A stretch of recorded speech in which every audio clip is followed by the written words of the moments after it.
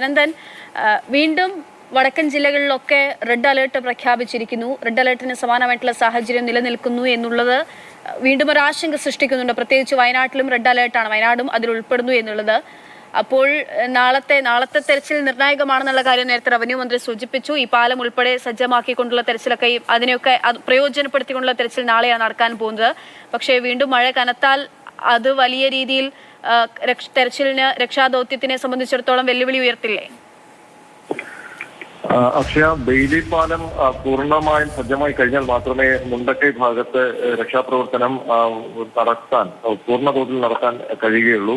അതിനുവേണ്ടിയുള്ള ശ്രമമാണ് ഇപ്പോൾ നടക്കുന്നത്. പക്ഷേ അക്ഷയ സൂചിപ്പിച്ചതുപോലെ കാലാവസ്ഥ ഒരു വില്ലനായി തുടരുകയാണ്. ഇപ്പോൾ വയനാട്ടിലടക്കം മലബാർ മേഖലയിൽ റെഡ് അലർട്ട് പ്രഖ്യാപിച്ചിട്ടുണ്ട്. അപ്പോൾ ആ മുന്നറിയിപ്പാണ്, റെഡ് അലർട്ട് മുന്നറിയിപ്പാണ് കാലാവസ്ഥാ നിരീക്ഷണ കേന്ദ്രം നൽകുന്നത്. ഇപ്പോൾ മഴ ഒരല്പം ശമിച്ചിട്ടുണ്ടെങ്കിലും ഈ ഉരുൾപൊട്ടലുണ്ടായ ചൂരൽമല, മുണ്ടക്കൈ ഭാഗങ്ങളിൽ അവിടെ ഇടവിട്ടാണ് മഴ പെയ്യുന്നത്. പക്ഷേ ഉച്ച തൊട്ട് വൈകുന്നേരം വരെ, രാത്രി വരെ കനത്ത തോതിൽ മഴ പെയ്തില്ലെങ്കിലും ഒരു പ്രത്യേക രീതിയിൽ ഒരു തുടർച്ചയായി, അതായത് തോരാതെ മഴ പെയ്തുകൊണ്ടിരിക്കുന്ന ഒരു കാലാവസ്ഥയായിരുന്നു അവിടെ ഉണ്ടായിരുന്നത്. അത് വലിയ അപകടമുണ്ടാക്കുന്ന സ്ഥിതിയാണ്. കാരണം ഈ മുണ്ടക്കൈ ഭാഗത്ത് ഇപ്പോൾ തന്നെ ഉരുൾപൊട്ടി. അവിടെ ഈ കുന്നുകൾ ഒക്കെ അത്ര ഉറപ്പില്ലാത്തൊരവസ്ഥയിലാണ്. മാത്രമല്ല, നമുക്ക് ഈ ചുരൽമലയിൽ തന്നെ പല ഭാഗങ്ങളിലേക്ക് പോകുമ്പോൾ ഈ അവിടെയൊക്കെ ചെറിയ ചെറിയ കുന്നുകളുണ്ട്. ആ കുന്നുകളുടെയൊക്കെ വശങ്ങളിൽ നിന്ന് മണ്ണിടിച്ചിൽ നടക്കുന്നതായി നമുക്ക് കാണാൻ കഴിയും. പല ഭാഗത്തും മണ്ണ് കുന്നുകളിൽ നിന്ന് ഇടിഞ്ഞ് താഴേക്ക് പതിച്ച സ്ഥിതി നമ്മൾ കണ്ടിരുന്നു. അപ്പോൾ അവിടെ എപ്പോൾ വേണമെങ്കിലും ഒരു അപകടം അല്ലെങ്കിൽ ഒരു മലവെള്ളപ്പാച്ചിൽ ഉണ്ടാകാം എന്നുള്ളൊരു സ്ഥിതി നിലനിൽക്കുന്നുണ്ട്. ആ ദുഷ്കരമായ സാഹചര്യത്തിൽ നിന്നുകൊണ്ട് വേണം രക്ഷാപ്രവർത്തനം നടത്താൻ.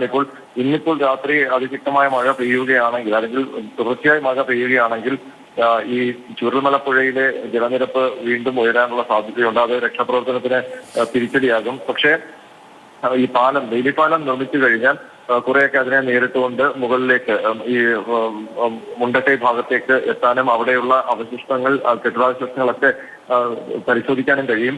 ചൂരൽമഴയിലാണെങ്കിൽ തന്നെ അവിടെ പല വീടുകളിലും, ഈ പുഴയോട് ചേർന്നുള്ള പല വീടുകളുടെയും മുകൾ ഭാഗം വരെ, ടെറസ് വരെ ഏതാണ്ട് ചെളി മൂടി കിടക്കുകയാണ്. അപ്പോൾ ആ വീടുകൾ ഒന്നും ഇതുവരെ തുറന്നു നോക്കുകയോ അതിനുള്ളിലേക്ക് കടക്കാനോ രക്ഷാപ്രവർത്തകർക്ക് കഴിഞ്ഞിട്ടില്ല. അത് ഇനി അത് ചെയ്തു തുടങ്ങുമ്പോൾ ആ വീടുകളിൽ ആരെങ്കിലും കുടുങ്ങിയിട്ടുണ്ടോ, അല്ലെങ്കിൽ അവിടെ ശരീരങ്ങൾ ഉണ്ടോ എന്നൊക്കെ അറിയാൻ കഴിയും. ആ ചെളി നീക്കം ചെയ്യണം.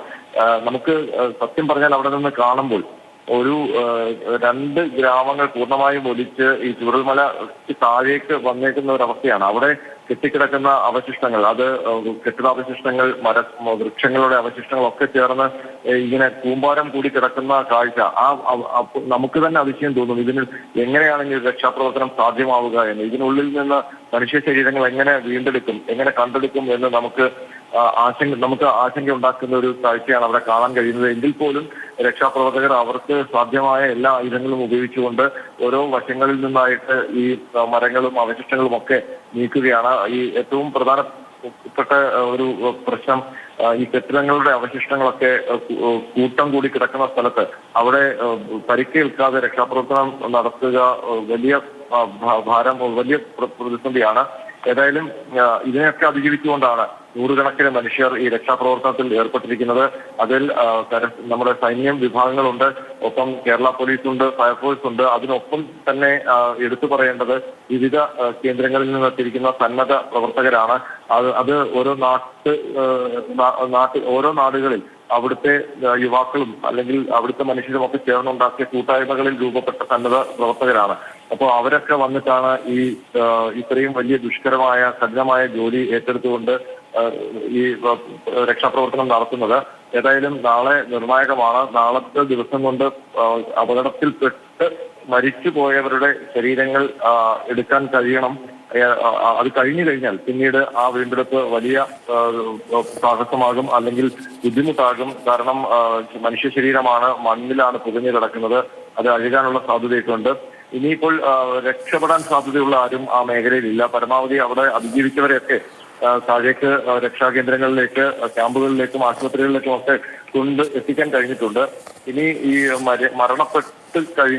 മരണപ്പെട്ടവരുടെ മൃതശരീരങ്ങൾ കണ്ടെടുക്കുക എന്നുള്ള ദുഷ്കരമായ ജോലിയാണ് ഒരുപക്ഷെ കേരളം കണ്ടിട്ടുള്ളതിൽ വെച്ച് ഏറ്റവും വലിയ ഉരുൾപൊട്ടൽ. ആ ഉരുൾപൊട്ടലിന്റെ മരണസംഖ്യ ഓരോ മണിക്കൂറും ഉയരുന്ന ഒരു കാഴ്ചയാണ് നമുക്ക് അവിടെ നിന്ന് കാണാൻ കഴിയുന്നത്. മാത്രമല്ല, ഏറ്റവും സങ്കടകരമായ അവസ്ഥ, ഈ മൃതദേഹങ്ങൾ കണ്ടെടുത്തത് ബാഗുകളിലാക്കുന്ന ആ സന്നദ്ധ പ്രവർത്തകർ അവരെ ആ മൃതദേഹങ്ങൾ എടുക്കുമ്പോൾ ഞങ്ങൾ ഈ ചുരുൾമലയിൽ തന്നെ നിൽക്കുമ്പോൾ ഒരു വയസ്സ് പോലും ഇല്ലാത്തൊരു കുട്ടിയുടെ ശരീരം, ഒപ്പം തന്നെ 8 വയസ്സോളമുള്ള ഒരു പെൺകുട്ടിയുടെ ശരീരം, അങ്ങനെ നമുക്ക് കണ്ടു നിൽക്കാൻ പറ്റാത്ത ഒരു കാഴ്ചകളാണ് ഈ രക്ഷാപ്രവർത്തനത്തിന്റെ ഭാഗമായി അവിടെ നടക്കുന്നത്. പക്ഷേ